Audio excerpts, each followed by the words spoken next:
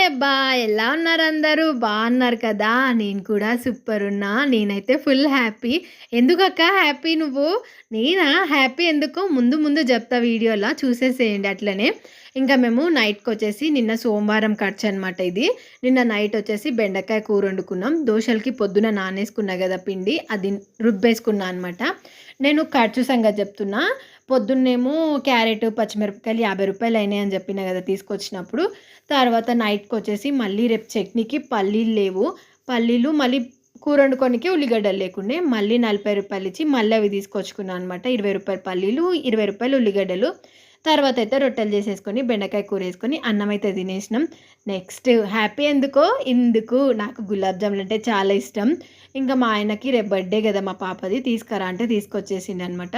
మొత్తం ఖర్చు వీటికి 300 అయినాయి. నాదొక 100 మొత్తం 400 అయిందనమాట. మీరైతే ఒక లైక్ చేయండి అబ్బా.